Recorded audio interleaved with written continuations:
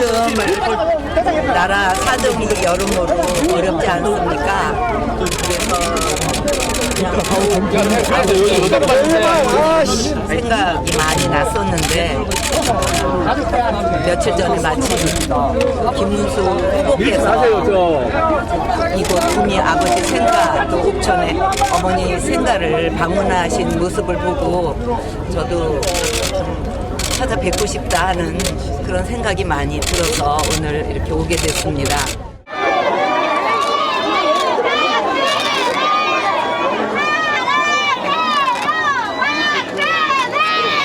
옥천에 오면 어머니 생전에 여러 가지 가르침이 참 많이 생각이 납니다.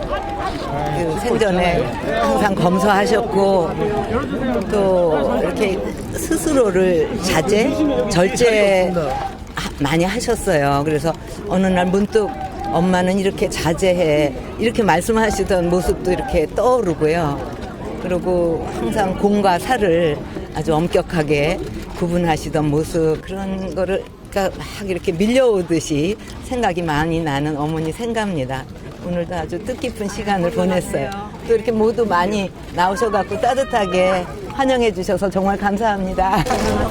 대선을 앞두고 이곳을 찾은 좀 이유가 있으실까요? 그게 이유예요. 김문수 후보 지지인 거라고 봐도 될까요? 김문수 후보께서도 여기 다녀가시면서 아주 뜻깊은 시간을 보내셨다고 그렇게 들었습니다. 그냥 나도 가고 싶다 그런 생각이 많이 들어서 이렇게 오게 됐습니다. 이번 대선 어떻게 보세요? 자, 거기까지 하겠습니다.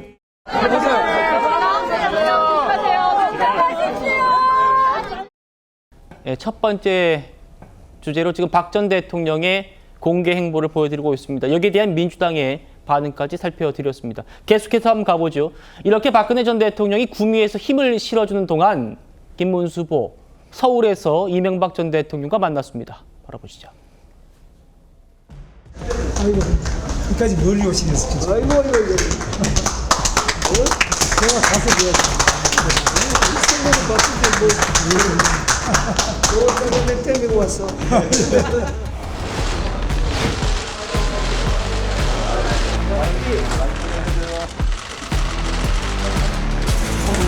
그래. 후보 얼굴이 튀어나오네. 그래. 그냥 깨끗한 김문수 후보를 탄생시키기 위해서 왔습니다.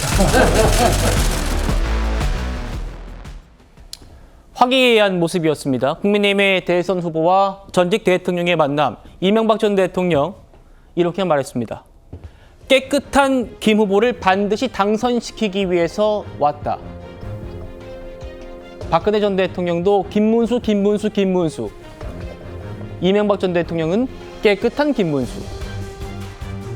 이러면서 힘을 실어준 건데 특별히 이 두 사람의 만남에서는 앞서 잠시 다뤘던 이준석 후보와의 단일화 문제에 대해서도 조언이 있었다고 합니다.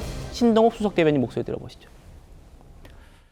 이명박 전 대통령께서는 여러 가지 쉽지 않겠지만 국민들이 반드시 알아줄 거다. 최근에 있었던 단일화 이런 등등의 문제에 대해서도 과거의 경험을 말씀을 하시면서 끝까지 진정성 있게 설득하는 그런 모습들을 국민들께 좀 보여줬으면 좋겠다.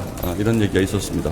이준석 개혁신당 후보와 단일화에 있어서 이명박 대통령에게 좀 나서달라는 후보의 당부 말씀도 있었나요? 아닙니다. 그런 거는 일체 없었고요. 다만 하여튼 끝까지 진정성 있게 국민들에게 호소하는 차원에서 최선을 다해줬으면 좋겠다. 그 정도의 당부의 말씀이 있었습니다. 그 단일화 과정에서 이명박 대통령이 자기 경험을 얘기했다고 했는데 구체적으로 어떤 경험입니까? 2007년 대선 당시에 이회창 전 후보님께 좀 도와달라는 요청을 하기 위해서 여러 차례 자택을 찾아가서 호소하셨던 그런 일화도 소개를 하셨습니다. 예. 구 변호사님, 네. 이명박 전 대통령도 단일화 그리고 어떤 조언을 얻기 위해서 노력했던 그 장면들을 상기하면서 김문수에게 이런 조언을 했다는 겁니다. 신동욱 수석 대변인이 두 가지 얘기를 했어요. 첫 번째는 끝까지 진정성 있게 설득을 해라. 그리고 두 번째가 다만 진정성 있게 가되 국민들에게 호소하는 차원. 이준석 후보를 설득하고 그게 안 되면 국민에게 호소하는 그런 조언을 한 것 같습니다. 어떻게 평가하십니까? 그러니까 역시 정치 원로이시고 본인이 이겨본 승리의 방식을 전수해 주셨다 이런 생각이 들어요. 저는 사실 신동욱 앵커의 백브리핑인지 몰랐거든요. 그러면서도 저 장면이 떠올랐던 게 당시 쭉 안정적으로 선거가 진행되다가 갑자기 이회창 총재가 무소속으로 출마하면서 요동쳤어요. 그때 그래서 이거 마지막 악재다 그럴 때 이명박 후보가 밤에 새벽에 막 여러 차례 자택앞으로 찾아갔는데 문전박대 당했습니다. 그래서 기자들 다 있는 앞에서 기다리다가 메모 전해달라고 메모 그 현장에서 쓰고 막 이랬었거든요. 근데 그게 진정성이 느껴졌기 때문에 국민들이 단일화만큼이나 표를 이명박 후보한테 다시 또 줬다 이런 결과가 나왔거든요. 그러니까 지금 이명박 대통령이 얘기하는 거는 그거죠. 그렇게 해가지고 진정성을 보여서 단일화되면 좋고 만약에 그게 안 되더라도 그런 진정성 있는 최선을 다하는 모습이 국민의 마음을 울린다면은 그럼 결국은 이준석에게 가 있는 표 중에 상당 부분은 전략적 선택에 의해서 올 수 있다.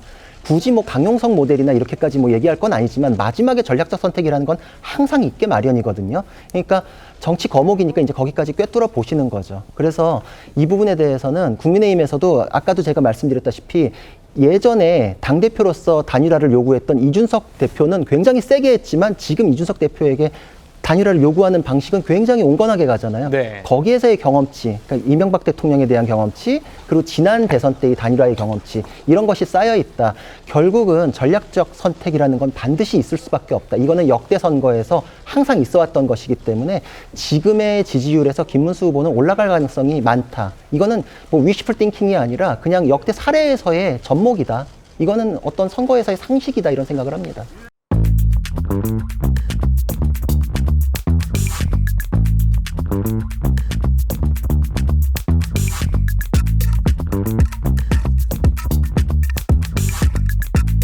Thank you.